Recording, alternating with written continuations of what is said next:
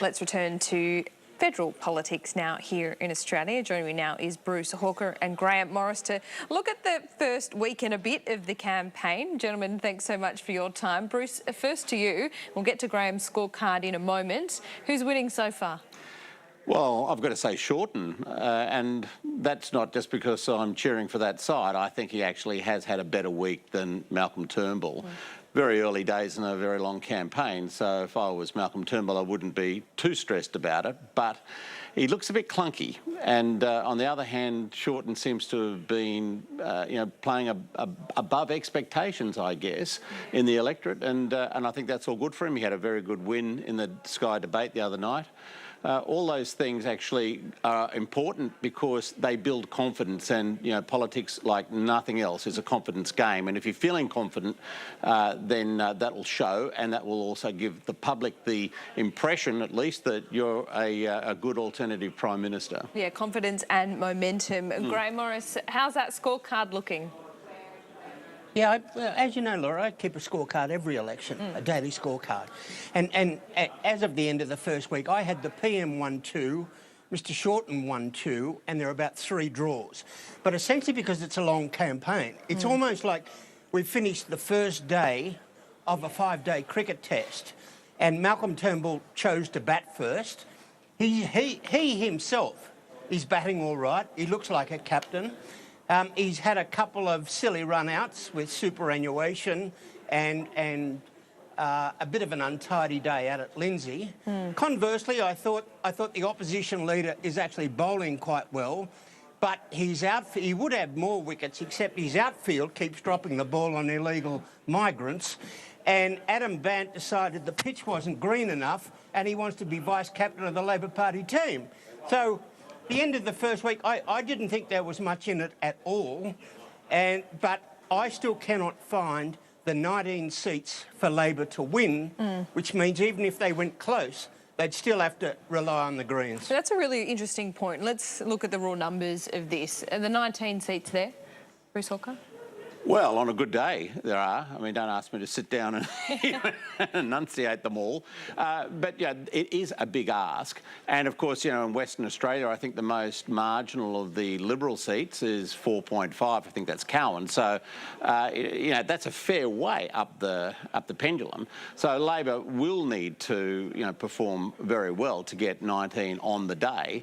But, not beyond the realms of possibility. A redistribution that's favoured them in some areas will go quite well. And, of course, it's going to be a whole series of by-elections. What's happening in Western Sydney is going to be very different to what happens in North Queensland, where there are big issues, the Northern Territory, where Labor could pick up another seat, and, of course, as I said before, Western Australia, where everything is going really badly for the Conservatives, but, their most marginal seat is not all that marginal. How much of a problem are the Greens and this possibility of minority government sharing with the Greens? Is that playing into voters' anxieties at all?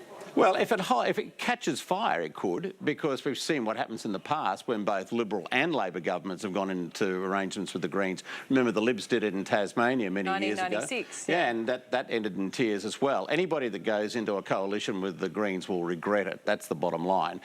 So I think Labor will rule it out, and rule it out for very good reason. We've seen Bill Shorten try to do that this week. Grahame Morris, you did mention that it was a bit of a scrappy week last week for the government on superannuation. Is it any better this week, or has the issue just kind of run out of steam for now? And is part of the problem in this is that, yes, the retrospectivity, prospectivity argument that frankly, makes all of our eyes glaze over. But when you're looking at a message for the base within the Liberal Party, you can't really argue that, the income tax cut for those earning over $80,000, well, I think 50% of that goes to some of the top tier. So, there is a income tax cut for the higher end, but, the government can't really argue that in balancing out that super argument, can it? Well, it can, but it's complicated. Yeah. And look, when you look at it, it's not retrospective. That's just plain silly. And it does only hit those with a fair bit of money. But the problem is that the Liberal Party much of the Liberal Party base is sort of 55 plus. And they hear superannuation change and shudder. And they sort of expected it from the Labor Party, but they didn't expect it from sort of son of Costello.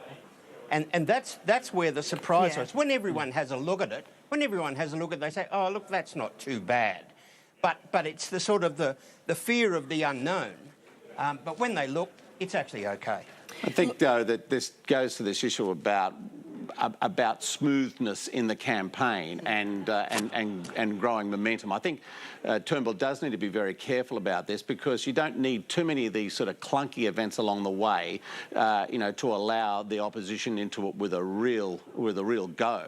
And although I don't think a lot of those superannuants are going to swing over to the Labor Party, it does create this sense of unease about the current government and about the Prime Minister. What does he really stand for? I think there's a lot of similarities here, Bruce, between this campaign run by Malcolm Turnbull and actually Kevin Rudd's last campaign. It was different circumstances. You would say that. I would say that. I was on the plane. But look, I think the last campaign was different because Kevin Rudd had only just become leader once again. So I think, the Labor campaign was hitting the ground running. Very hard. But Malcolm Turnbull has all the control here as well. And he's taking a really different strategy, almost, different seat every day. He's in Perth for, only a matter of hours, Darwin tomorrow. What do you think in an 8-week campaign about that strategy of, moving around the country quite rapidly compared to Shorten's strategy of, staying in Queensland essentially for 3 or 4 days? Well, Graham's old boss, John Howard, was the master of staying in the one area and trying to really consolidate and then move on. And I think there's a lot to be said for that. Is that the thinking behind it, staying in one area, is just consolidating, doing the groundwork, because people hate fly-in, fly-out politicians? And also it gives them a chance to talk to the talkback radios that might otherwise miss out and present a presence there over a couple of days. I think it's a good strategy in a long campaign. I mean, we never had that opportunity in our campaign back in 2013, nor did we really have a chance to put a lot of those policies into place that should have been worked on previously. But, Turnbull has had those opportunities. His problem, of course, is that he's just really being constrained by his own party room, and that's a big problem for him. But I do think moving around quickly can also create a sense of a lot of movement, but no real idea of what the movement's all about. Grahame Morris, what do you make of the strategy of the Liberal Party at the moment, a week in? What is the thinking behind, moving the campaign on very quickly through different states and seats? It's exactly what you would do if you had a 33-day campaign. So before the campaign starts, you would have gone to Perth, you would have gone to Darwin, probably North Queensland, because they are so hard to get back to during a campaign. So the PM is sort of doing it first before you get stuck into 33 days. But just looking at the whole thing, I think there are two things that have jumped out during the week. And that is that the Prime Minister has managed to convince everyone that he does have a plan, that there are solutions, and that's been important. On the flip side, I think Mr Shorten has convinced people that he's got stuff, but nobody's quite, it sort of doesn't hang together yet. And that will happen. But as of the end of the first week, I thought the Prime Minister has done extremely well on convincing people that he does know where he's going and he does have a plan, and that's bloody important. What about Tony Abbott's role? He's tried to prove, and I think has proven in recent days, that he is disciplined. He's singing from the same song sheet as Malcolm Turnbull. He obviously wants a role in this campaign. What should it be? You ask, his role should be the same as, say, the other former Prime Minister, John Howard.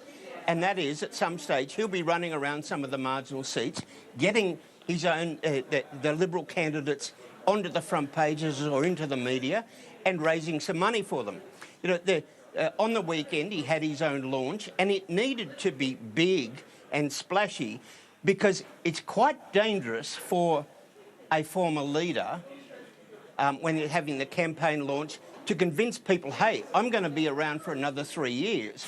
And I thought he did that really well. It looked as if he's there to stay for the term. He made a noise. His argument was flawless. and he's clearly, going to be constructive, and we knew he would be. And he just get Peter to do all the dirty stuff. Is that what you think's going on here?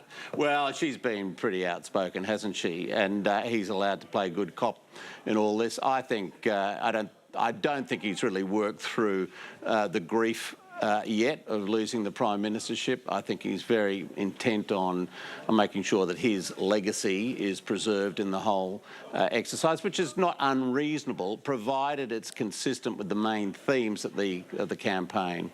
And I do think, though, that if he's been put to bed in a way, and isn't going to be jumping out and annoying the Prime Minister at every turn, that's a very good thing for the Liberal Party, not such a good thing for the Labor Party. But I do think Peter Credden will keep making a lot of noise out there, and he did not criticise her for that in the interviews that I heard. He was quite open to the idea that she should continue to speak her own mind. So it was riveting, in fact. How many marginal seats do you think Kevin Rudd will be invited to, Bruce? Well, he's not. He's made it quite clear he's not going to be coming back to Australia for the campaign. But I think, in all seriousness, Labor does have an issue with its former Prime Ministers, Julia Gillard, Kevin Rudd, unlikely to feature in this campaign. Surely they've got over the grieving process, and we've seen in elections gone by how important those statesmen, statespeople are in campaigns. Well, what does Labor do about that?